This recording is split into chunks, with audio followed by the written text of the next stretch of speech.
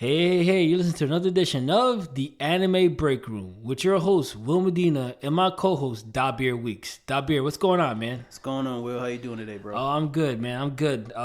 Episode 3, man. Yeah, Episode 3. Number three. It's a milestone for us, you know. Pretty cool. But here we are, episode 3. And you know, like I said, we getting more feedback. You know, we appreciate all listeners giving us feedback, and you know, really trying to help us to get better. You know, we do definitely appreciate that. One listener brought to my attention that so I started the show because you know saying your name correctly, you know, Dabir, and then like. As soon as I got through that, when I said your name again, it was like W. I'm like, wait a minute, did I really say that? And she was like, yeah, dude, you did. I was like, oh, man. Yeah, I don't even get mad about it because it's kind of normal for people for it to flow, W. Yeah. You know, it kind of just flows like that. So I know they're calling me. I've only met one more W.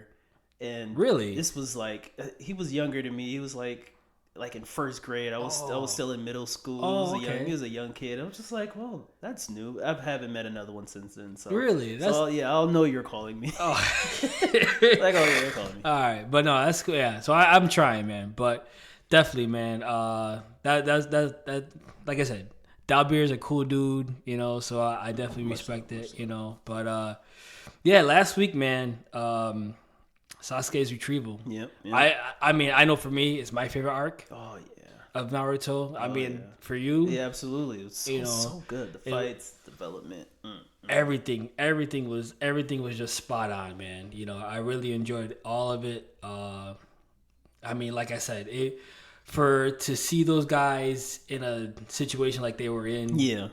It was life or death situations they was in. Like it's.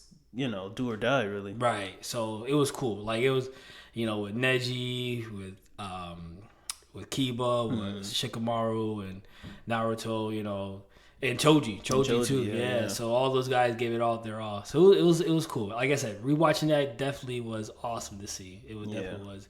Gave me all the feels. All the feels up the spine. Oh man, it was great. It was great art. But this week we're going to talk about the Red Comet himself. Char Aznable. To me, Char is one of the most unique characters in all of Gundam. Yeah. Every Gundam universe you could think of, Char is probably one of the most unique characters. And he's a character that other characters are influenced from. When you talk about Zex Marquise or Minyardo Peacecraft, however you want to call him, and Rala Crusade from Gundam Seed. So both those characters are very much influenced by the Red Comet himself, the original antagonist, or maybe anti-hero. After this podcast, you can judge for yourself, you know. But Char is, like I said, he's definitely one of the most unique characters in the Gundam series. So can't wait to get into it. It's gonna be fun. Gonna be exciting. Like I said, we're excited to bring you this. I hope we're excited to listen. And we'll jump into our Chop Talk segment real quick. So there's a lot going on in the summer. Ain't that right, Dabir? Oh yeah, a lot of good enemies. Like you said, the summer is hot and so is anime. Oh man, it's gonna be blazed. It's gonna be a blaze of glory for anime. But actually today with Dabir just told me the One Piece Red comes out today. Ooh, yeah. You know what? I'm not big on non-canon. Yeah? I'm really gotta not. Watch it. But I'm definitely gonna watch it just because Shanks is in it. Yeah. You know, and you know, it just looks really good. It does look really good. But I agree with you though, because it sucks. I even had to do some research on figure out canon and non-canon because I didn't even understand it at first. Like, what does that mean? Right. Yeah. But it is. I mean, like I said, even though it's non-canon, it's gonna be exciting. Another movie that's coming out this week, even though again it's non-canon, but it still looks exciting. Yeah. Like I said, it looks exciting. The Black Clover movie looks super exciting. Can't wait. Looks real good. Airing on Netflix. I'm excited. Yeah, that's another one that looks super good. I haven't seen Black Clover like Well, there hasn't been a new Black Clover episode for like what 2 years, I think. Yeah, it's going on 2 years. So we need our Black Clover our fix, you know. Yes, absolutely. So that's good. That looks interesting. A couple things to keep in mind. But as far as series in July, man, it looked crazy. Got a list. Oh man. Well, let's start with JJK. July 6th. July 6th. Yep. Bro, the trailer looks ridiculous. Ooh, and it's so clean. It looks super clean. And they showing little clips of just emotion. You know, I feel like it's a lot of emotion in that trailer, and we don't even know what's going on yet. I mean, I can imagine some people do, but you know, for those who hasn't, you know, read the manga, you know, like me, I don't know. Yeah. I don't know, so I'm excited. I trust me, I haven't read the manga either, so we're good. We're on the same length as far as that. But yeah, it looks phenomenal. Like it looks really good. Like I'm excited. I'm excited for it, and I know everybody else is gonna be excited for it too. Honestly, so we're definitely ready for JJK season 2. Also, another one that's coming out July 6th, and one that is a classic. And they're doing the remake. And I know my cousin is a huge fan. Rurouni Kenshin. I'm kind of really intrigued with that one and see how they're gonna do that. Yeah. He told me why they were remaking it. I kind of forgot. I think it had to do something with the manga because the original didn't really follow the manga. Oh, really? I think so. Don't quote me. I gotta ask him. Okay. And if he's listening, he'll definitely tell me. So, but yeah, I think something had to do with that. So they're remaking the series. I didn't see any trailers or anything, but I'm pretty sure it's gonna be fire. I think I seen a comparison. Between the animation, the old and new, I wonder if I sent it to you. I'm guessing I didn't send it to you, but I remember looking at it, and it had to be this week, and I was just like, "Ooh, okay, it looks good. It looks good. Yeah."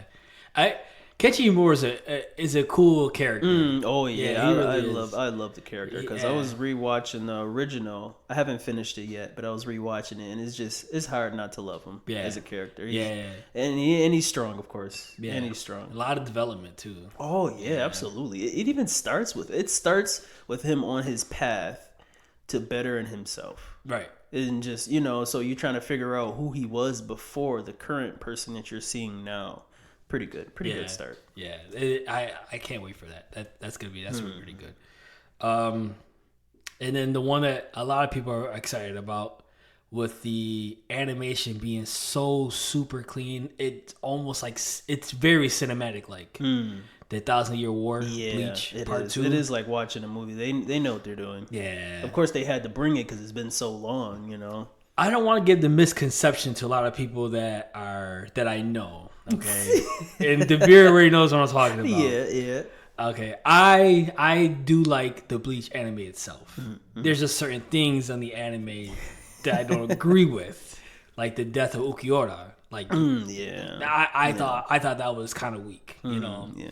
But regardless, it is very good. Mm-hmm. It is super clean. Mm-hmm. It's crisp. And the story is well told. Like when I first read the manga and I saw what the final arc was, I said, "Bro," I was like, "Perfect, perfect." Like the Soul Reapers against the Quincy's, awesome. Like this, you have to end it like this. Yeah, I agree with that. They have to end it like that. Yeah. So yeah, but I'm definitely gonna watch it. I finished the first part. It was great. Mm-hmm. They showed everything's coming for full circle.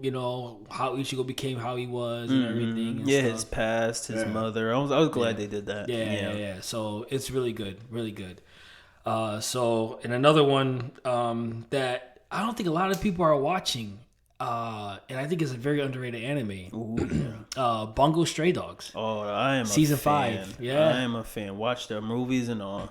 Oh, the Dead Apple movie. Yeah. Oh, that was good. Yeah, that was lit. Mm-hmm. That was fire. Yeah, that was fire. Yeah, I thought it was pretty good. I haven't watched season 4 yet. Oh no. Yeah, remember where I told you I was gonna watch Blue Lock? Yeah. I think I do gotta watch Blue Lock. Mm-hmm. Ooh. I gave you chills. That's a good one. I do gotta watch Blue Lock, but I think before I do that, I think I'm gonna watch Bungo. Yeah, binge that. Yeah, because they already finished that first part. Yeah. Well, It's like technically that was season 4, so this is like season 5. Oh, okay. Yeah, they're so not doing it's part in 1 or two part 2. parts. Yeah. Okay. So that's. Is this the done final then. season? The 5, because I feel like where they started, it just started to begin basically. Oh, okay. So they were going through the past and kind of connecting the dots on everything that's occurring. And then season was 4, right? Yeah. Season 4 right now, Yeah. and then 5 is just like I do feel like they can finish it in season 5. Okay. They can, unless they add something else. Right. Yeah.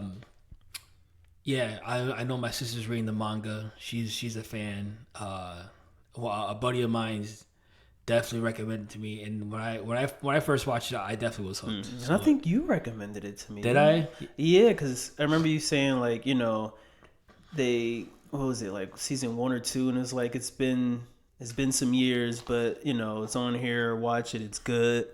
I was like, all right, I'm gonna check it out, and man. Yeah, I think there was start getting hooked. There was a long hiatus. I don't know if it was between 1 and 2 or 2 and 3, but there was a long hiatus. I think maybe it was 3. 2 and 3, between 2 and 3. Yeah. But it is a good anime, very underrated. Absolutely. And I can't wait. Like I said, I gotta watch season 4, and I will. I think it's like 12 episodes. Yeah. I think most of the seasons are like 10, 12 episodes. Yeah, They're not long seasons. No, they're not long. So, but yeah, I definitely gotta watch that, especially with season 5 coming up. Dazai is an awesome character. I love Dazai. He's my favorite. Yeah. Cool, calm, and collective, and suicidal. And he's a crazy dude. He really is. But yeah, definitely recommend watch Bungo Stray Dogs.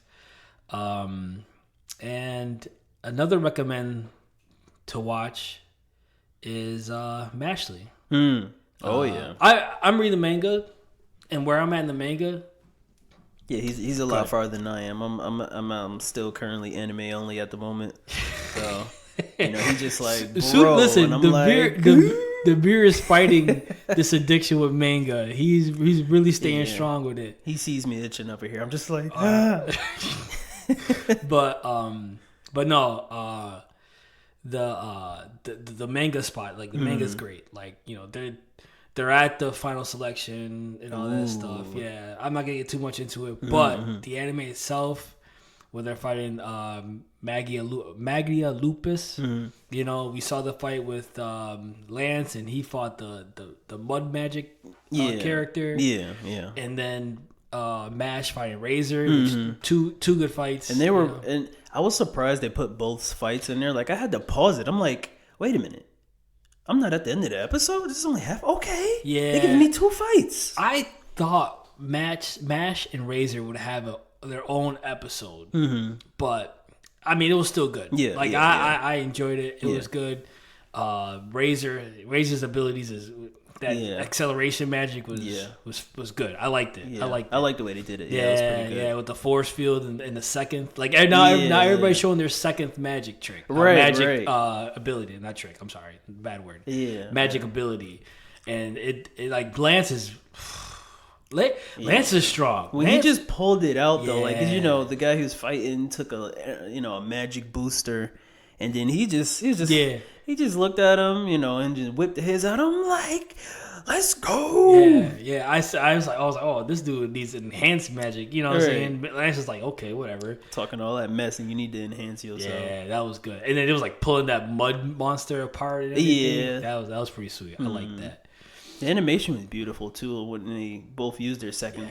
Yeah. When the mud monster came out, it was really like you had this boss monster in front of you about to rip you apart. Excuse me. So it looked really good. Actually, the animation period for Mashley is not bad. No, it's clean. It's clean. Yeah, I like it. It's. Would you say it's toony? Yeah, it is. It's a little toony. I noticed it as soon as the first episode came out. It had a toony look to it. The colors are a little bit brighter, vibrant. Yeah, vibrant. Yeah. But I don't mind it. No, I think it fits. I was gonna say it fits. It fits what the anime is. Yeah. So I really don't mind it. I like where it's going with it. So, but like I said, the manga is great. I'm almost caught up with the manga itself as far as like the English content. So, but I can't wait. But yeah, it's definitely something I recommend if you're looking for something with a little comedy. It's definitely good. You gotta love your comedy. You gotta love your action. Yeah. It has a good balance of both. So. Absolutely. But with that being said, I think it's unless you got anything else. Oh well, we didn't really talk about our fave One Piece.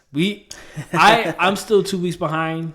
So I gotta watch last week and this week. Okay. You gotta watch this week's episode. I gotta watch this week's. Yeah. I ended up crashing, so I didn't even watch it last night. I think this week they should, because I want to say I want to say the Law and Kid fight against Big Mom is gonna be 2 episodes. Oh, I wouldn't be surprised. Yeah, I want to say that, but they do her dirty. That's what I believe this week's episode is. I think so. Coming back to them, yeah. I think so. But they go in like it's like they go all out on Big Mom. Yeah, as they should. I mean, it's Big Mom. Yeah. So it's gonna be good. It's gonna be good. And I definitely want to see the finish of it, because it's gonna be like they do. Yeah, you got to see it animated because you already seen it in the manga. Yeah.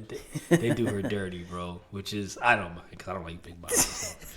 But he is not a fan. I'm not a fan. Whole Cake Island ruined that. Oh my god, Wedding Cakey for like 25 episodes. Like, come on, dude, get out of here. While Blue Piece fighting Katakuri, she's going Wedding Cakey. I was like, oh man. But regardless, it is good. Wano's lit. Wano's fire. Absolutely. So, if you're caught up, you know. If you know, you know. I'm gonna start using that phrase. If you know, you know. That's the new phrase. It's probably gonna be a new phrase. But with that being said, you ready to jump into our lunch break topic? Let's do it. Yeah. All right. So our lunch break topic of the day is a character from 1979. Yes, but he is one of the most unique characters in the Gundam series. Mobusu Gundam did air in 1979, but in 2015 they finally did a backstory for Casval Ren Deiku, also known as Char Aznable, the Red Comet. The Red Comet. Yes, so we'll get into all of his backstory. His why he changed his name to Char, and his personality, his traits, very, very like. What's a good word to describe it? What word would I use? Yeah, because like, unique pops in my head. But I can't think of anything but unique. Yeah. But Char's a good character. I like I said, I remember watching Mobusu Gundam at the Toonami block. They put Gundam Wing on first. they ran through that series, which was great. Gundam Wing was great. Yeah. And then nobody knew that there was other variations of Gundam. I think at that time, maybe, and I don't quote me, I think Gundam Wing was the newest Gundam, or at least one of the newest ones. So Gundam, when they put it out, it looked great, it looked crisp. Everybody loved Gundam Wing. Yeah. Everybody loved Gundam Wing. I remember it a little bit. Yeah, no, I definitely, if you want to watch it, I definitely recommend it. Yeah, and then watch the movie Endless Waltz. Okay. Yeah, that was the movie was great. But like I said, everybody didn't realize that was just a variation of the original. Which De Beer can tell you himself. Oh, Will put me on, and I was ready to watch every variation of every Gundam. I'm just like, this is what I was missing out on. I should have went back and started watching this years ago. Yeah. And what's cool about the Gundam universe per se is that there's so many different timelines. There's so many different universes. You know what I'm saying? Yeah. So right now, we're so like my favorite universe in Gundam is the UC era, the Universal Century. Okay. This is where Char and Amuro. This is it. I mean, you have Mobusu Gundam 0079. You have 0080 War in the Pocket. You have 08th MS Team. You have 0083. Make sure you write these down. I'm going through it fast. So, but and then you have Zeta and Double Zeta. Like some of the best storytelling. And yes, the animation is not great. The dialogue may be a little cheesy, but dude, they had some of the best stories. Yeah, the best stories. Because that's what counts. That's what counts. Yeah, and I'm an old school anime guy. I love old school anime. You know what I'm saying? And they had, like I said, they had some of the best stories back in the day. So, but with that being said, man, Char Aznable, the Red Comet. Char. Let's get into it. Char. So Char was born into a very well-known family. Yeah. You know, his father was Zeon Deiku, the founder of Republic of Zeon. Zeon Deiku was an interesting guy. Honestly, he was not a warrior or soldier. No, he wasn't. He was just a philosopher and a politician. Yeah. And he was a guy who believed in controlism. You know what I'm saying? So controlism is the it's basically the theory of Earth erism and space insidism. So erism is the that mankind was destined to live in space. That's what he believed in. He believed that mankind was destined to move into space, and then space and insidism is space colony independence. Oh, yeah. And he fought for that. He definitely did. Yeah. Technically, yeah, he fought for it with words. You know, Zeon Deiku was, he's a philosopher. Yeah, he was great with words. Yeah, he didn't want to fight through, war. He wanted to, like you said, fight through words.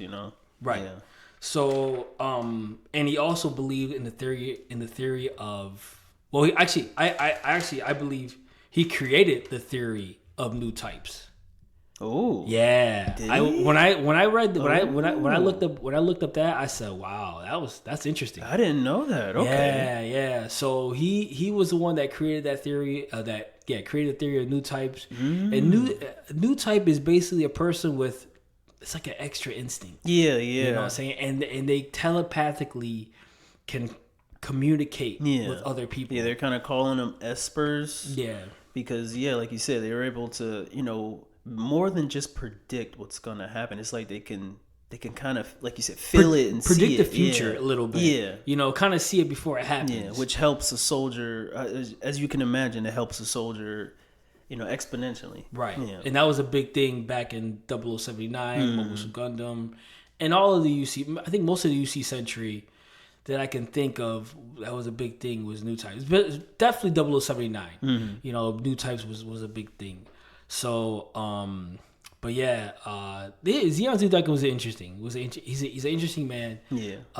But with that, he went through. It seemed like he was going through a lot of stress. Oh, a ton. Yeah, a ton. The man was kind of going crazy. Yeah. And through all this, his son Casval Deiku was just seeing everything from the side. Yep, he's keeping his eyes and ears open. For him to be 11 years old at the time, he was watching everything. He was very he was very observant. Observant. He's a very observant child, and I know a lot of people bring up My Hero when they always say, "Oh, those kids cry too much," especially in the beginning. Yeah, Casval wasn't one of those kids. No, he definitely is not one of those. No. Yeah, he was very stoic. He was very his demeanor never changed. Never. It never really changed. But he was always, like I said, he was always observant. He's always had his eyes like peeled. Like he was always on his toes. Yeah. And he was a very interesting young man. But yeah, Zeon Deiku was going through a lot of stress because he really wanted independence for the space Marines, independence for Zeon. Yeah. And it seemed like the Federation, the Earth Sphere Federation, was basically holding them hostage in a way. Kind of just like saying us, listen, this is our military force. You guys can't beat us. So you can try, but you guys won't be successful. So they were kind of overseeing, and then a lot of the people, the Space Noise, Zeon, they was like, dude, man, we don't need a babysitter, basically. Right. So there was a lot of confliction, a lot of tension between the Earth Sphere and Zeon, and the Republic of Zeon. But it's funny, Dabir, because you watched 0079. All right. Now, correct me if I'm wrong, but doesn't it feel like in the original Mobile Suit Gundam that Zeon was the bad guy Zeon was like, okay, they're evil, they're bad, blah blah blah. We have to stop them. Yeah. Compared to the 2015, where the origins and the Char's backstory, because the anime is called it's called the origin, Gundam, the origins, the advent of Char Aznable. Yeah. In that series, I feel like now it's like they're pinning all this pent up frustration against the Earth's Federation. Yeah. Doesn't it seem like that? Yeah, I was actually confused who was the actual enemy. Going through it, I'm just like, okay, so they're both fighting, but you don't know who was the real enemy here. Who's in the wrong? Yeah. And that's what we're trying to figure out. Because now that I look at it, both sides have people that are maybe extremists. Maybe their ideas are too whoa, you need to relax. Yeah. And obviously for Zeon, and this is for a fact, the Zabi family were real sketchy. Yeah. We're real sketchy. From the start. Yeah. Because so when Zeon Deiku was finally going to announce, Space Noid independence in front of a large crowd, he all of a sudden was poisoned.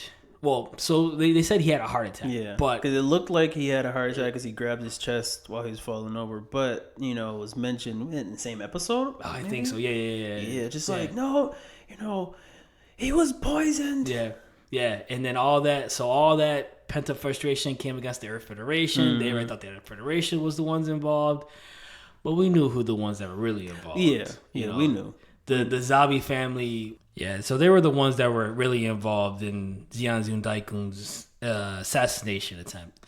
The Zabi family consists of four siblings. Yes, four siblings. Yes, 4 siblings.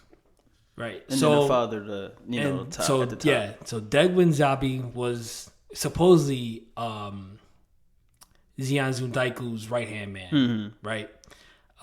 He was a long time Zeon Daiku. He was a long time old friend of Zeon Daiku. Someone Daikun could really be real. Can really depend on. Yeah. So supposedly. Yeah.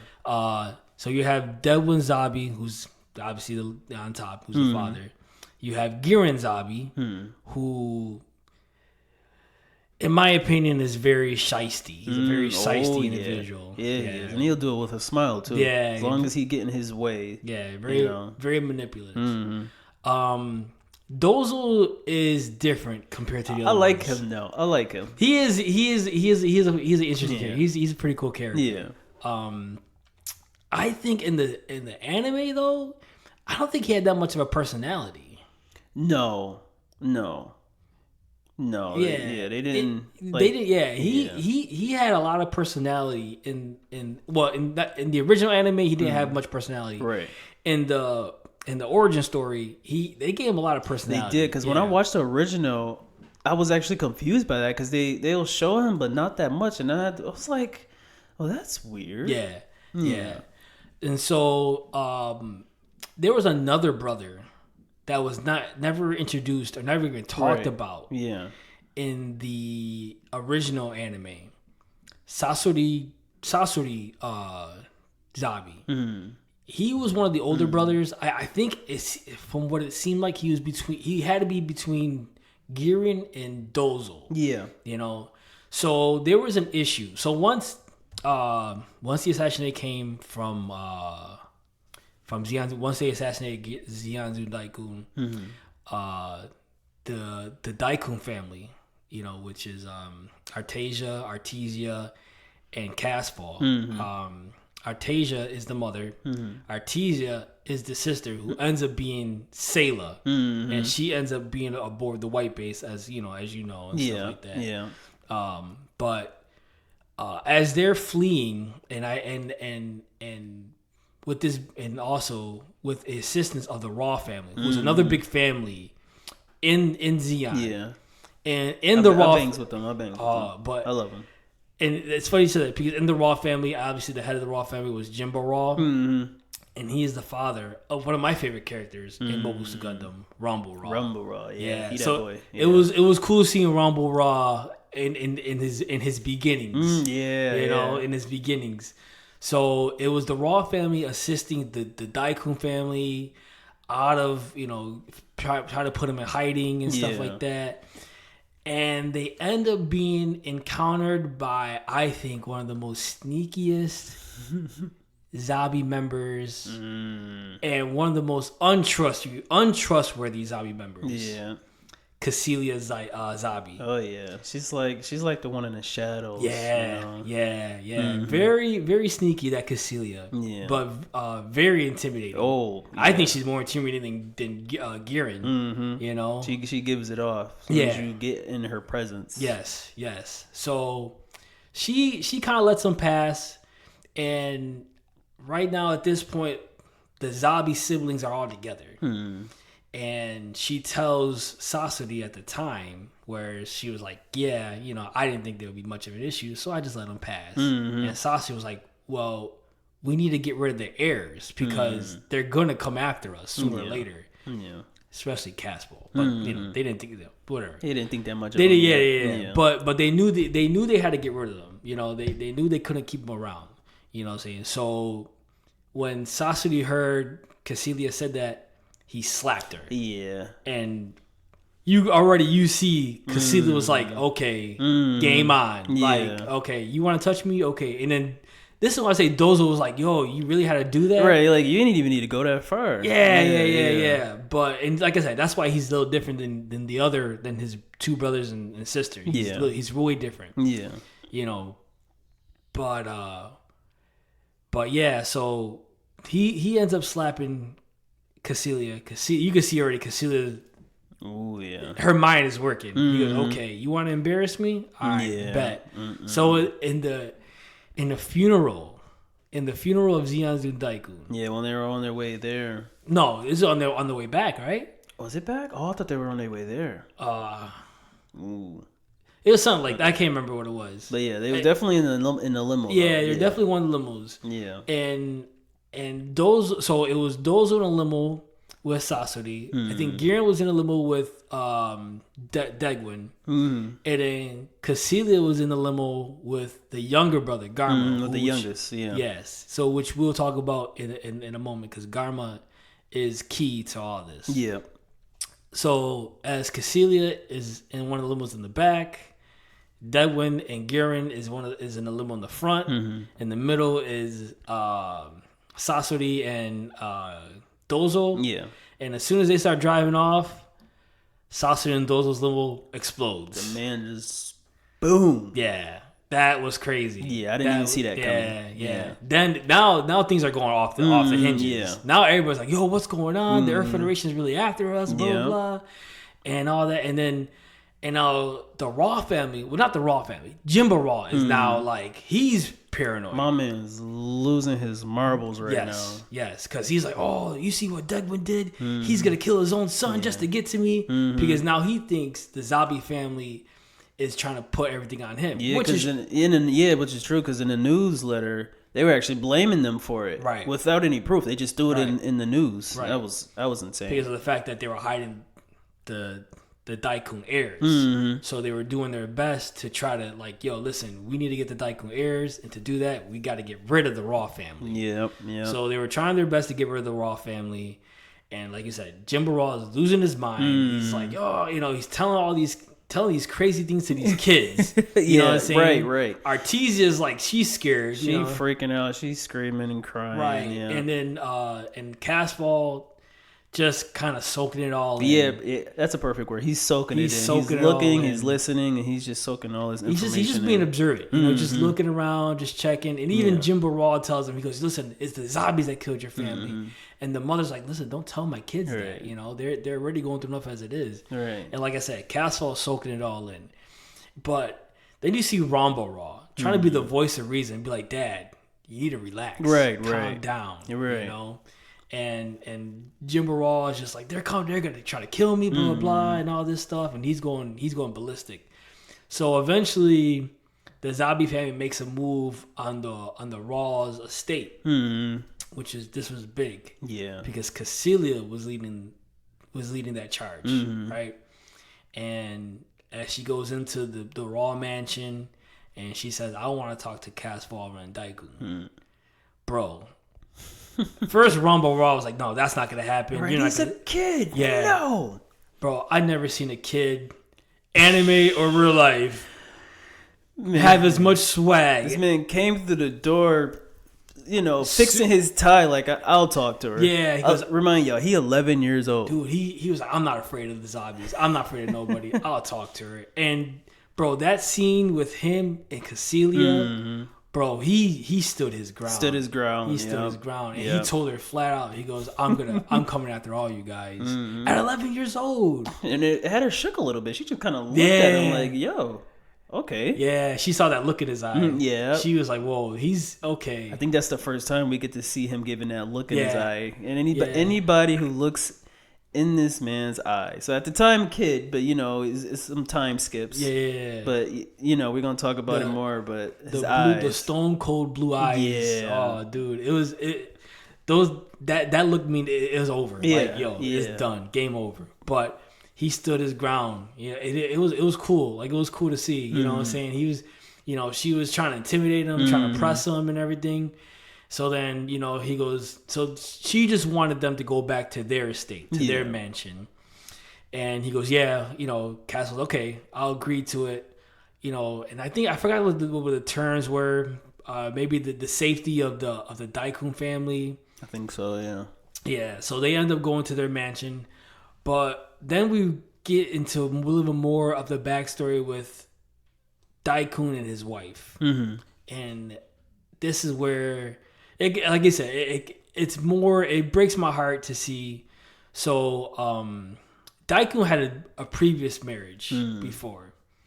And as they arrived to the mansion, his ex-wife showed up, and she held a grudge against... Oh, yeah. You seen it as soon as, Artesia. Yeah, held a grudge against her, and basically said, listen, she basically said, you're gonna rot in that clock tower. Which, that was so messed up. Yeah. So, man, and she didn't care. Nah. She didn't care. But she knew what she was doing. She had a grudge because she couldn't bear children. And that's why Deiku left her to go to Artesia. They showed the whole backstory and everything. Yeah. It might have been an infidelity. It might have been. It might have been, yeah. Yeah, but they didn't really explain it. Right. We know that one of the reasons why Zeon left his Deiku left his original wife was because she couldn't bear children. Yeah. So she held a grudge against the mother of Casval and Artesia, and basically said, listen, the rest of your life you're gonna rot in this clock tower. In the tower, yeah. And the mother took it. Like, she's like, okay, Artesia is okay. Artesia is Sayla. Artesia is the mother. So Artesia was like, she's like, okay, just give me one night with my kids. And already she knew the plan that the Raw family had for Casval and Artesia. She knew the plan. Take him to Earth, get him away from the zombies, because she knew the zombies were coming after him. They all knew, like the Raw family and all that. So they say, listen. She's telling this is gonna be the last night I probably see you, and of course Artesia, she's a little girl. You know what I'm saying? She doesn't want to leave her mother. She already lost her father. You know what I'm saying? And her mother, it is sad, bro. Her mother made this promise. Sad, about what was it, like 50 moons, 50 full 100. moons? 100. Yeah. 100 full moons, and I'll come back. I promise. But. It was sad, and then as she's trying to comfort her daughter, Casval is here in the back, like he's just listening, he's just there, and you can see the hatred. You can see the resentment. Just adding to it. Yeah, everything's adding fuel to the fire. Everything's adding fuel to the fire. So Rumble Raw comes up with this plan. He comes up with a plan with one of his trustworthy allies, Humble. who eventually we get to see in the original series. She's very key to Rumble Raw's success. Yeah, she's a dope character. Yeah, she's a good character. So they end up leading the Deiku siblings out of Zeon, and that's a pretty unique scene, especially at the end where Casval is piloting that gun cannon or gun tank. I think it's a gun tank. Yeah, he was at the top on the gun part. Yeah. And he's basically, like you said, I mean, you can see already the potential he had to piloting a mobile suit. Right. Like he just start touching controls. He just started pressing stuff. Yeah. And he took out a couple of the, was it 3 or 4? Yeah. And as he's taking them out, he's just like, he's like, Artasia, I'm doing this. Like I'm taking out everybody. Yeah. It's like my enemy, your enemy, dad's enemy, mom's enemy. We're taking out everybody. And then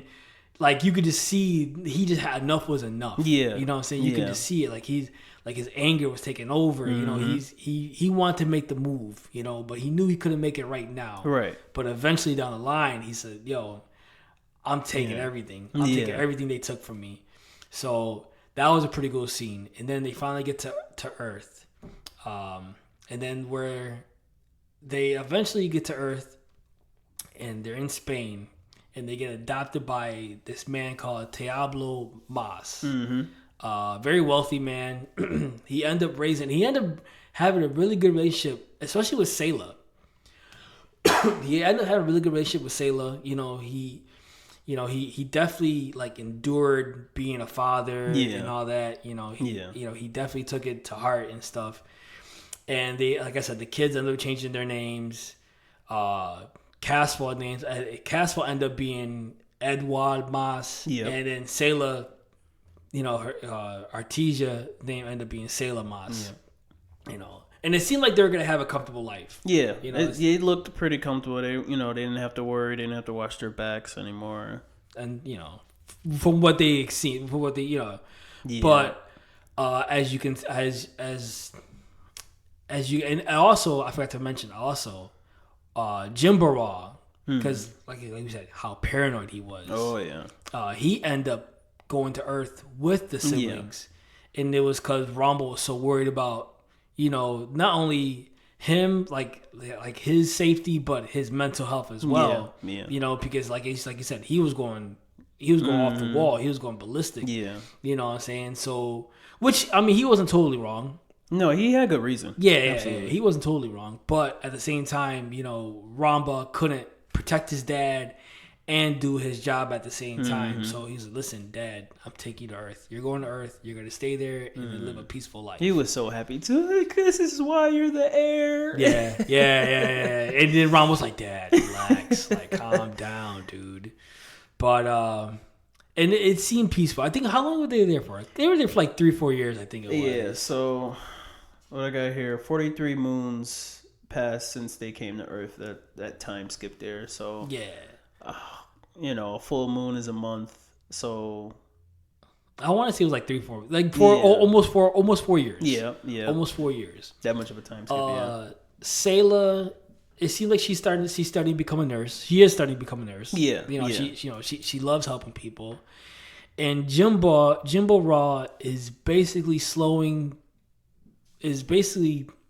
shouldn't say slowing. Is basically learning and teaching Casval how to be, basically teach him the ways of Zeon, the ways of his dad, and molding him to be a great leader for Zeon one day.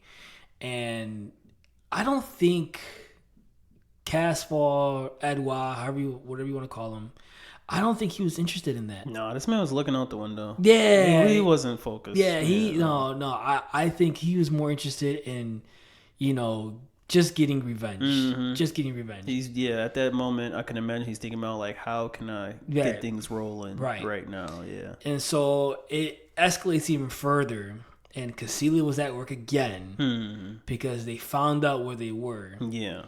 And once they found out, Casval hired, was it like a guerrilla unit? Yeah. Like a guerrilla unit in Spain to attack the Mas estate, to attack the mansion. Yeah. And there was casualties. Unfortunately, Rumble Raw was killed. In this, they did one part of what they wanted to do. They wanted to get rid of not Rumble, Jimbo Raw. Jimbo Raw. So Jimbo Raw was killed in this attack, but then you can see Casval, like he was. I mean, you can see how he could defend himself. Yeah. Without any training, he didn't even have any training yet. Yeah. He was able to take down it was this guy in a suit of armor with a sword, and he was able to take him down. Yeah. It wasn't easy, but he still won that battle. He held his own. Yeah. He held his own. So already it's adding more wood to the fire. You try to kill this. You killed us twice. You killed my dad. My mom's rotting in this tower. You know what I'm saying? So now you're really coming after us. So they end up leaving Earth. And it's funny because when they end up leaving Earth, they meet this doctor. He was a doctor, I think. Yeah. I forgot his name. How did I forget his name? But this doctor was Shin Yashima? Yeah. You're right. Shin Yashima. And it's funny, just to throw it out there, because like I said, I watched both the original and this version, the origin story. And Shin Yashima was the father of Mirai, who was a big intricate part of the white base, force of the Trojan horse, the white base, the Federation. So she was an intricate part of that. And then, so it was cool to see that. So Shin Yamada ends up telling Diablo, listen, go to the Texas colony, live there. Yeah. Zeon's not gonna bother you. They're not gonna mess with you. Just live there, live in peace, and you'll be fine. And they end up moving to Texas colony. And that's where everything changes. Like, definitely changes. Yeah. Because then Edward meets the original Char Aznable, who looks just like they literally could be twins besides their eye color. Yes. The original Char was like what, brown eyes. Yeah. Well, yeah, and then Casval, Edward, how you want to call him, he had like blue eyes. So he meets his doppelganger, you can say, basically. Yep. And so the wheels are kind of turning because the original Char Aznable wanted to fight for Zeon. He wanted to fight for space no independence. He was so eager to, you know what I'm saying? And he ends up going to the academy. He already graduated from the academy, right? He got his acceptance letter. The acceptance letter from the academy and stuff like that. So he was excited to go and everything. And then so Casval at the time, was ready to make his move because he was going to go to the school that the original Char was going to go. Yeah. I think for mechanical engineering, I think it was. I believe so. Yeah, I want to say it was something like that. So as they're going to the spaceport to say their goodbyes, or I should say this before they Casval ends up leaving Artesia. But before that, they finally get the letter. This is what really triggers. This was the trigger of all of it. Yeah. This is where Casval really decided to make his move when they got the letter that their mother had passed away. Yeah. Sailor was actually writing another letter, telling her like, hey, the Mas family, took us in. They have a son the same age. It looked just like Casval. Casval. And as she's, writing that letter, Ed comes in, Casval comes in, distraught. And she's just like, what's going on, brother? And, she gives the news like, mom's had passed away. She's screaming and he's. Yeah, they take that real hard. Yeah, it was tough. They lost both their parents. Yeah. So they take that real hard. And this is where Caswell's like, okay, now is my time. You see a change. Yeah. Like he fully changes into the person he's gonna be. Did that happen after that bar scene? I think the bar scene was next. Yeah, the bar scene was next, right? Yeah, where the guy, and then you could tell like even Caswell was getting a little paranoid, especially with people after going through 2 assassination attempts. Yeah. He was like, this guy who was looking at him, he thought, he's coming after me. He was tailing him. Yeah. Every time he turned a corner, he see this guy, eyeballing him. Yeah. So he was like, okay, like, dude, what's your problem? He goes, I don't know what you're talking about. Get away from me, kid. And Caswell just works him. Yeah. He works him. And I remember because Diablo had to go to the school that Caswell was enrolled in. At that same time, And he was saying, and the principal was trying to not expel him because he was excelling. He was an intelligent student. But he was like, yo, he goes, oh, I think your son needs to go to, I think he was trying to, push him up to a new grade. And he goes, why? What's going on? Like, like he can tell like the principal was off. Yeah. And he was saying, yeah, that boy scares me. Yeah. Like this grown man is like, yo, he also straightened up all the problem students in the school. Like he was literally controlling the school, everything. Yeah. And the principal was like, dude, he just scares me. He scares me. Like he has to go. Like Diablo, he wasn't trying to hear it. He was, I need this guy fired. Yeah. How dare he go that far? And then little did he know when he saw that look, he goes, whoa, like wow, like shook him. Yeah, shook him. So with all that being said, with losing their mom, losing their dad, even the cat dies. Yeah, even Lucifer the cat, passes on from old age. Right. Yeah. So Sayla's at this point where she's like, well, at least I have my brother. Yeah.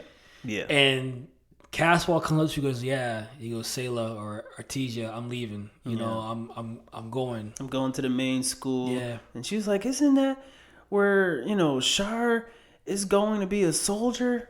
He's just like, I'm gonna move on with my life. Yeah. Yeah. He goes, I can't stay here and do nothing no more. Yeah. He goes, I gotta make a move. And she's like, dude, everybody's leaving me. Yeah, everybody's left me. She's bawling her eyes out. You could screaming his name. You could feel the heartbreak. Yeah. You could feel the heartbreak. And I love how they did that scene where she's running and he's like fading away as he's walking away. Into like the shadows and stuff. That was dope. That was a dope scene. I love how they did that. Like I said, visually, this anime was amazingly well done. It really was. And then he ends up going to the. Well, actually, before that, like I said, so he ends up in the spaceport. Yeah. And again, Caselia's at work. She's trying to find Casval. She's trying to get to him. Where's his space? Where's his spaceport? Where is he? What ship is he going to be on and all this stuff. And he notices it. Casval is very instinctive. Yeah, as they're both walking together, he just, he looks around and you can see he's being tailed already. Right. He's very instinctive, very instinctive individual. And so as he goes into the because the original Char had a gun in his suitcase. Yeah, they found a gun in the suitcase. Yeah. And so they was like, okay, hold on. So they end up going to the bathroom for some reason. And they get Ed at the time was like, you know what? I don't want you to miss your ceremony. Yeah. So let's go in the bathroom, and that's when he comes up with the plan. Because Char was trying to, because Casval or Edward was trying to help him. Yeah. He was like, let's switch clothes. Yeah. Give me your papers. I'll give you mine. You can make it there.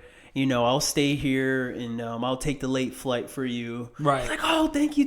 Yeah. At the time, yeah, that makes sense. All right, appreciate it. Yeah. This was Casval at work, and basically manipulating the situation to know, like, listen, you're gonna be an innocent bystander here. The speed of the plans he make up though, like he just kind of at the fly, he just it's rapid. Yeah, it's rapid. He's on it. And so as soon as the original Char gets on the plane that Casval was supposed to get on, as soon as it takes off, explosion. The whole plane, not just him. Yeah, the whole. Well, plane they had to make it up. seem like it was like an accident or stuff like that, you know. But the purpose was to get rid of the Casval, which again didn't work.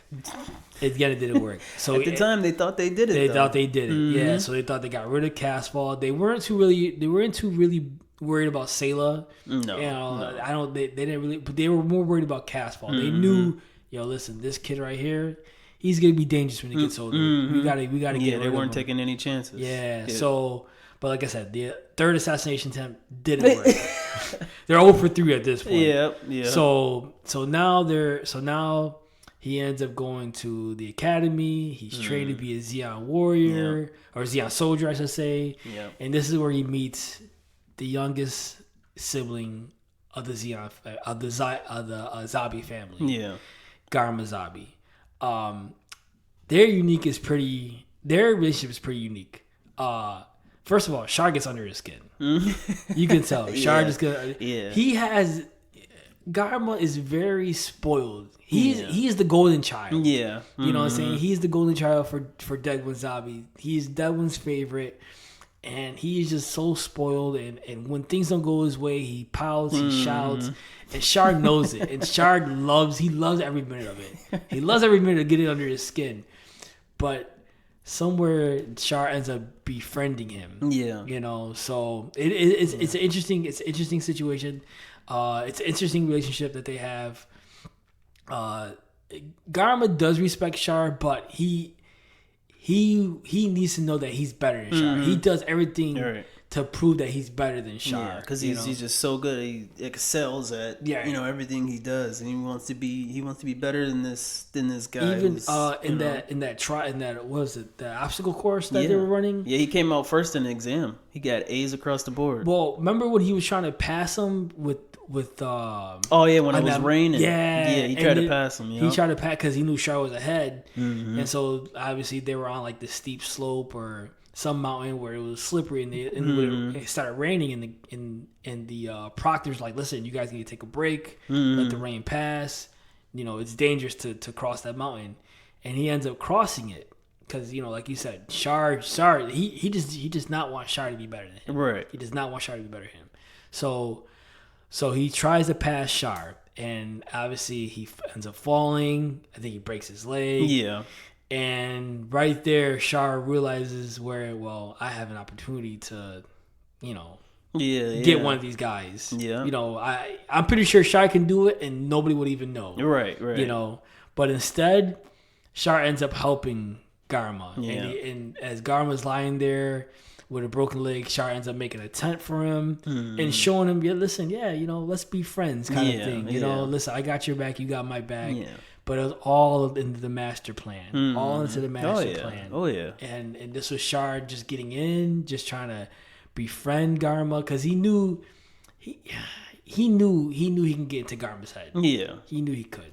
So, and you can see that, their friendship starting to take about and stuff like that, and they end up getting really close. Yeah. To what everybody sees it. So, and like I said, and Char is so convincing, and like I said, he's a very good manipulator. Yeah, he starts to be a very good manipulator, and why I say that is because the dawn of the rebellion. Oh yeah,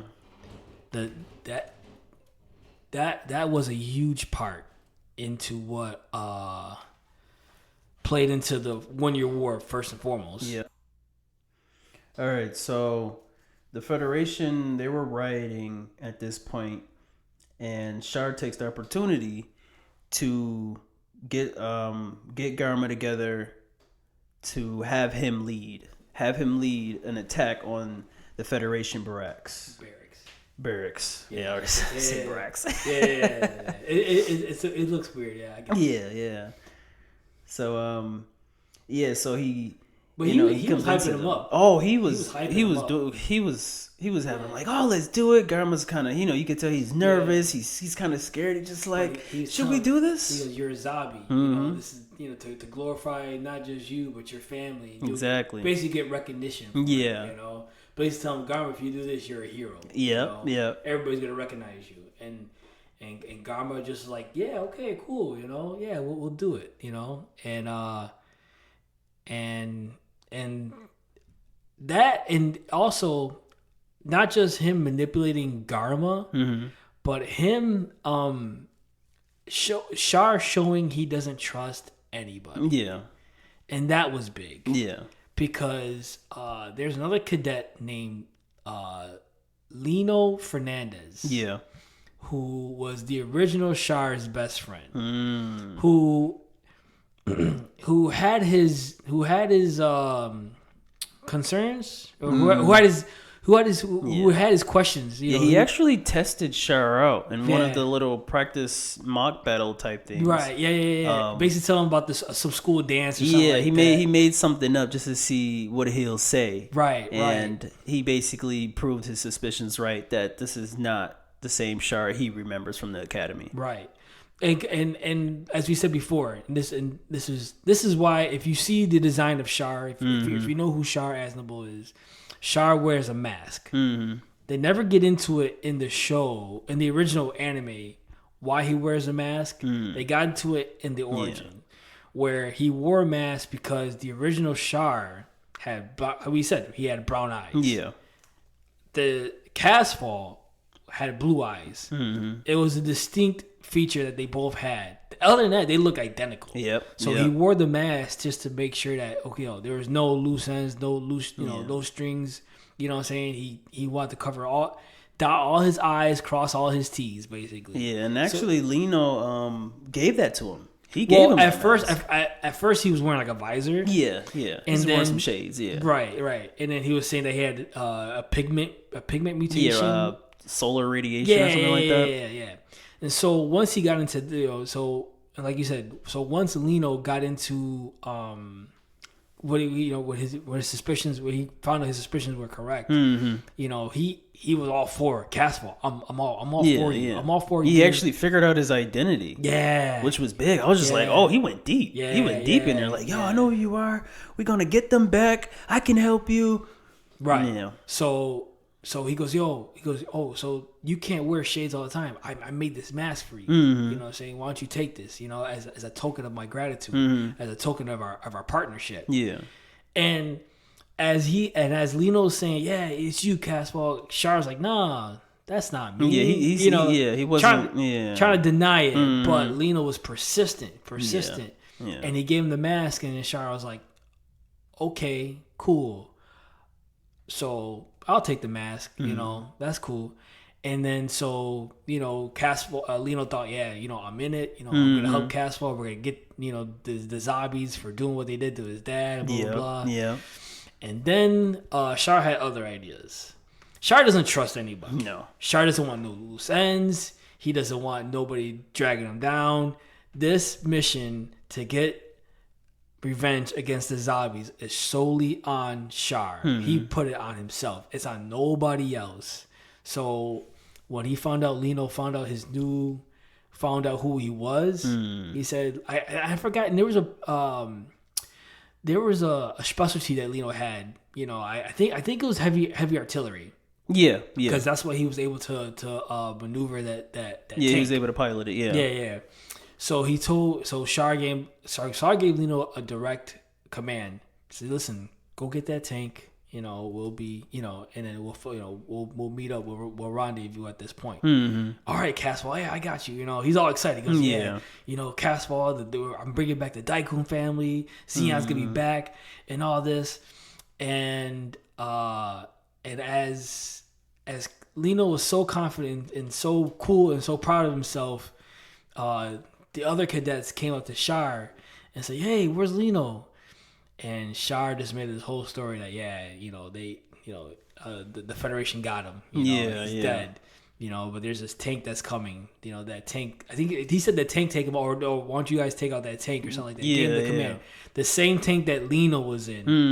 And as Lino's driving the tank, You know what I'm saying? All the cadets are like, yo, this is for Lino, this is for Yeah, Lino. yeah. And they're all set up with bazookas and everything, gonna hit the tank. Oh, and man. as Lino sees it, he goes, yo, no, it's me, guys, it's me. He's like, Char, call him off. Yeah. You know, well, it's like Casval. Yeah, He's like, Casval, call him off. Casval, it's me. Yeah. Casval. And then as he's yelling Casval's name, they go after they shoot their missiles at the cannon and at the tank and just blow it up, man. It took that was right crazy. out. Yeah, they took out Lino without even knowing it was Lino. Yeah. They took him out without even knowing it was him. sense. Can nobody know my true identity? Yo, and the way that the Dawn Rebellion end, where their Federation, they were all in that one room. It was like a control room. Yeah.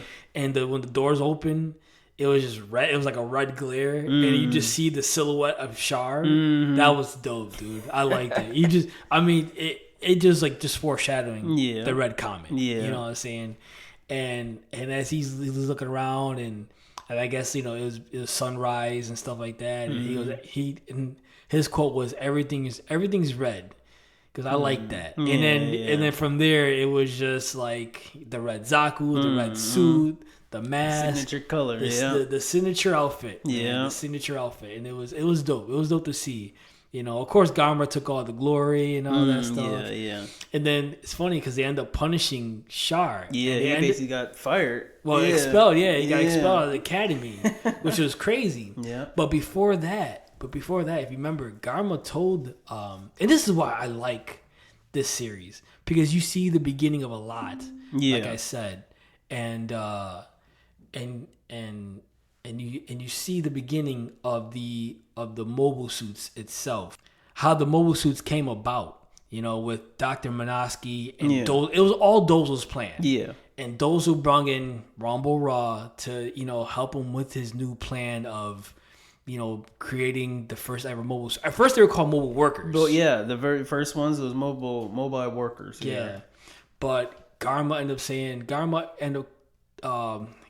up telling Char, he goes, yeah, this is very confidential, but I'll let you know because you're my friend, Char. Yeah. You know what I'm saying? We're buddies. So, yeah, my brother Dozo was working on this mobile suit project. And Char's like, mobile suit? Interesting. Yeah, that piqued his interest. Yeah, it did. Instantly. So, like I said, Dozo met with Char. He said, listen, I gotta expel you. We can't expel Gamera. Right. We can't do that. But I gotta expel you because I know you're the one that convinced Gamera to do this. That's what he knew. Yeah. He was because Gamera's not that strong to do anything like this. We know Gamera. We know it had to be you. So Char's okay. I'll take my punishment, but only on one condition. And Dozo's like, what? He goes, only if you let me in on your mobile suit project. And Dozo's like, oh, is that Gamera that told you? And it's like, yeah, but you know what? Because I'll take anything you say, but as long as you let me on your project and come back, and we're all good. And so Dozo's like, okay, you got yourself a deal. I think he had to wait like 6 months or something like that. Yeah, he didn't. It definitely was. It seemed like it was around that same. Time. Yeah. So he spent time away. Yeah, he went to Earth. Yeah, he went to Earth and he met Lala. Yeah. Not gonna get too much into Lala because Lala's big in the original anime. Right. They only showed a snippet. Anyway, but Lala was big. This was a unique, another unique relationship that Char had. Like I said, Char didn't trust anybody. But he trusts Lala. Yeah, he did. But he ends up beating Lala. This is where Char starts realizing what new types are. What new types can do. Yeah. And so he ends up taking Lala. He saves her from this mob, from this gangster, from this gang, affiliated, and who captured Lala, who took Lala from her family. Char saved her, took her to space, and now is with Char. Yeah, that's all they showed of Lala. Yeah. But she is big in the original anime. Like I said, not gonna get too much into that, but it was cool to see how they first met. Yeah, that's true. But anyway, Char comes back, and once he does, he gets his Red Zaku, the infamous Red Zaku. Yes. And do you realize? So the black remember the black Tri-Star squad? Yeah. Ortega, Mash, and Gaia. So those guys are under Rambo Ra. They're they're a funny bunch. They are. They're a funny bunch. They're like. They remind you of they just remind me of a bunch of country boys, just want to shoot guns and stuff. Yeah. They're basic cowboys. They want to rank up and do some damage. Yeah, yeah, they're basically. So, but they see how Char. It's funny because the dynamic with those three and Char, they see how fast Char is racing up, and they hate Char. They go, look at this punk here. Here he is again, another 2-rank promotion and this and that. And it was cool. His haters. Yeah, they hated on Char, bro. They hate on Char so much, but it was cool seeing them. I remember them in the original anime. It was cool seeing them, but the battle at Loom, bro. The battle at Loom was crazy. Yeah, it was one of the biggest battles, and it was a battle that Zeon felt like if they won, that they would win the war, basically. Yeah. So, but it was also the battle at Loom was also big. But before we get to the battle of Loom real quick, I'm sorry. I forgot. Zeon dropped a colony on Earth. They dropped a whole colony killing billions. Yeah. That was crazy. Yeah, I didn't see that coming. No, actually, I knew because they said something in the beginning of the anime. Did they? Yeah, I think they did. They kind of recapped. Because remember the anime doesn't take off right when the 1 year war starts. The 1 year war already has started. Right. Yeah. So I think they had said something in the anime, and they showed a little glimpse of it, but they showed the actual detail in the show. That was crazy. Yeah. I thought that was pretty wild. Yeah. Gruesome, they put all those people to sleep basically, and then they knocked the colony out of orbit just to make it land on Jaburo, where the Earth Federation had their secret base. Took the whole city out. But I think they missed the base. Did they? I think so. I can't remember. But I remember it was a big crater. Yeah. It was wild. It was crazy. But yeah, that was a unique scene. I had to bring that up because I think that was important with the battle. That was very important. That was very important for the Battle of Loom, especially too. But at the Battle of Loom, Char was on the rear. He was on the rear, right? He was basically because they had Dozo's fleet shipping out. They were like a decoy, and so I think they took out a couple of the Dozo fleet. They took out a couple of those battleships. Yeah, they act like they were going to retreat, and I think they went around the Earth Federation's fleet to just to create a diversion. I think that's how it worked out. And so as they're doing that, here comes Char, and this is why I say Char pushes a lot of envelopes. Oh yeah, he does, because he put that mobile suit to work. And the Black Tri-Star Squad was like, "Yo, this dude's running that mobile suit 3 times normal speed." Yeah, he had one of the engineers unlock more of the speed for him. He told him specifically bring that up to 80% or something like that, so he can be able to control it more, better for him, because he was already so good at controlling. He's like, I could move better in this. Right. I could move better in this. But at first it took him back. Oh yeah, first he turned it on, and this man, he just sitting there, it's flying at what speed? I don't even know. It was crazy. It was a crazy amount close of to speed. Light speed. Probably this man was flying. He was flying with that thing, and also too, I want to say this: the animation for all these space battles was amazing. It just fits so perfectly. Yeah, it did. That CGI, the animation was so great. Yeah. But as he's zooming into the what fleet was it? I can't remember the Tieum fleet. It wasn't Rebels fleet. It wasn't Rebels. I don't think it was Rebels fleet. No, it might have been Rebels fleet. Revel. It might have been his fleet. Rebels fleet. Yeah, it was Rebels fleet. So as he's flying into Rebels fleet, he's taking out battleships. Boom. And this is where the name the Red Comet comes in, because everyone's saying, "Wow, that's him. That's the guy in the red mobile suit. He's flying like a red comet, because he's just going great. He's just going all out. He's leaving a red streak behind, just blowing up everything. Yeah, that was nuts. Yeah, that was nuts, dude. I mean, just to see that was pretty cool, and that's how he came up with his name, the Red Comet. And people feared him already. People feared him. And he was jumping rank. Oh yeah, he was jumping rank. getting more of the Black Tri Squad upset, bro. They were getting all upset. They were telling their squad, it's like, Dad, don't let that guy beat you. We gotta outperform that guy, you know. And then even the one guy, I don't think he was on Char's. No, he was with the Black Tri Squad, Black Tri-Star Squad. And then he said, and he was looking at Char. He's like, man, this guy's amazing. He's taking all these battleships out with just a bazooka. Mm-hmm. He goes, Commander Char. I think he was commander. I can't remember. Or Lieutenant Char. Char. He's like, Lieutenant Char, I have one more shell left. Here, why don't you take it? Mm. And Char looked at him and goes, nah, I don't need it.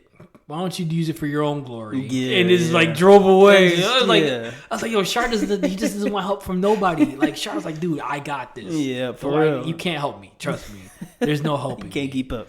Yo, but and it was just like, dude, like I said, Char is just a unique character. Man. I mean, the fact that he doesn't trust anybody.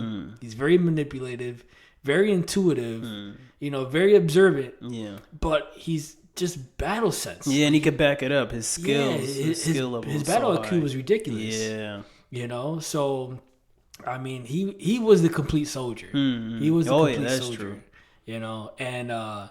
And it's funny because yes, he wants to take revenge on the Zabis, but he's also using the Zabis and Zeon to make his dad's dreams come true for Space Noid independence. Right. You know what I'm saying? He's killing two birds with one stone. Yeah. You know, and this is all part of his plan. All part of his plan.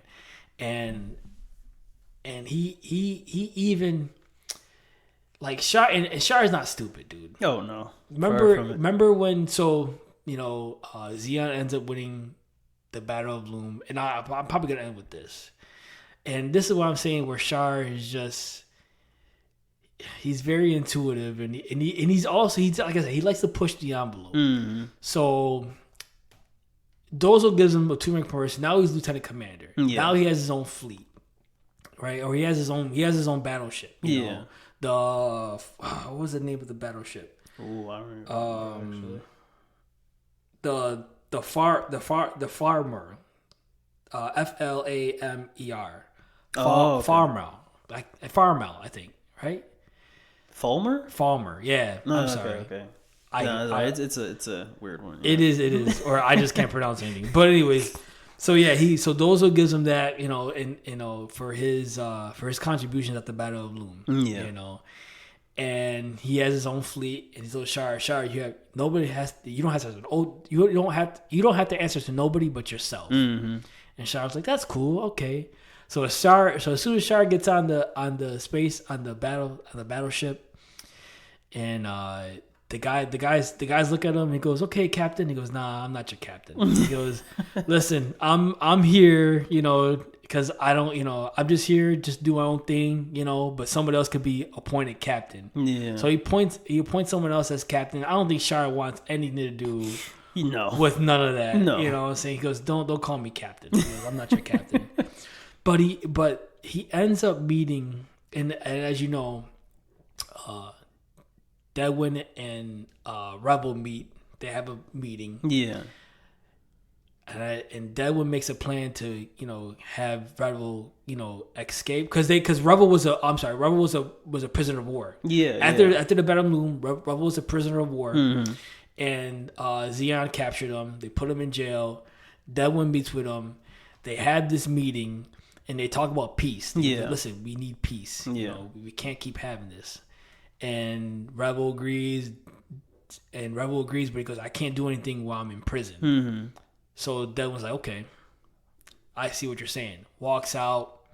I'm assuming, and this is just my theory. Deadwin comes up with a plan to get Rebel out of jail. So he does it, and he does escape, but but his ship is going towards Char's ship in space. So they meet up. Yeah, and Char sees it, and this is what I say where he likes to push the envelope, because it's two enemy ships, just straight ahead from each other. Head to head. And it's like, and Char's telling him, listen, you guys, tell him the guy who's the captain. He goes, listen, tell him to stop. They weren't stopping. He goes, okay, do me a favor. Fire 2 warning shots. They fired the 2 warning shots, and then they finally stopped. And then Char gets into the ship, looking around. He goes, "What's the idea?" By himself. Just literally, he's in the cockpit with like 6, 7 guys. Yeah, he just going there with his hand on his weapon, looking around. And the one guy tries to test him. Yep. The one guy is like, "It's just one of him. Let's just go for him." Yeah. It's just one of him and 6 of us. And then that didn't work out. Blasted this man hand to pieces in an instant. Yeah. That put him back. So as soon as Char was gonna create chaos and was gonna give everybody work. Yeah. He was gonna give everybody work. Yeah. He ends up seeing Rebel, and he looks and he goes, "Oh, yeah." And then he asks her, like, "Are you was it Commander Rebel?" Yeah. Or Admiral Rebel. Yeah. And Rebel's kind of hesitant to say anything at first, but Rebel goes, "Yeah, I am." And Char goes, "Oh, okay. Have a good day." Yeah. And he left. Yeah, sorry about that. You have a safe travels. Because he knows, and he even says it. I guess the one of his guys on his ship was like, "Char, why did we let him go?" He goes, "You know what? Sometimes in war you need theatrics." And he knew that there was a big plan. He knew that something was going on, and he just wanted to let it play out. Yeah, he knew the end goal of that. Yeah. He didn't want to mess it up. Yeah. I like his little comment. He said, "The treasure on that ship was too rich for my blood." Yeah, that was cold. I was like, yo. Char's just a cold character. Yeah, bro. yeah. Char is really he wanted the water to keep going too. Yeah. He didn't want it to end there at peace. No, he still had his goal to hit. Yeah, yeah, and you'll see more. Like you'll see if you watch 0079, you'll see how he continues on his path of revenge and accomplishing his dad's dream. But if you have a chance, definitely watch this anime. Oh, I recommend it. Yes, I highly recommend it too. Just visually, it was great. Visually, it was great, but the story is just even better. Yeah. We love it. And Char is just a great character. And on top of that, they show Amuro. They show Amuro's backstory. They show who his dad is. Yeah. Which, they kind of show who his dad is in the original. Yeah. But they go into it. They go more into his depth, into the relationship between him and his dad. They show more members of White Base. And it's just cool to see how everything came about. Yeah. Especially as a Gundam fan. If you're a Gundam fan, you're gonna love this anime. I am now. I'm a new Gundam fan, but I'm there. Yeah. No, it was good. The anime itself was well done. Something that needed to be done. Yeah. So, like I said, definitely recommend to watch. But that's all I have. You got anything? No, that's it for me too. Well, this was fun. Talking about the great Char Aznable, the Red Comet himself. And we hope you enjoyed it. And next week we get a little more fun. Hopefully. Hopefully everybody, all our listeners, can join in on the conversation. Because we get into our top 5 favorite animes top 5 of all time. Everybody has a top 5 of everything in anime. So we're gonna get a little fun. We're gonna be, we're gonna tell everybody who our favorite best of the best characters for us are in anime. So that should be interesting. Can't wait to do that. Hope you enjoyed this. You're all good? Yeah, I'm all good. All right. So again, people, thank you for listening. Thank you for joining us. Please follow us on Instagram. Follow us on Twitter. Follow us on Facebook. Subscribe to our YouTube channel. We're on Spotify. We're on Amazon Music. So wherever you listen to podcasts, and soon to be on Apple, on iTunes as well. So wherever you listen to podcasts, please, look us up, follow us, give us feedback, tell us what you think. We're only trying to get better for you, and we want to make sure that we bring the best product we can. So with that being said, from me and Dabir, we thank you for listening. Break time is over, and y'all have a good day.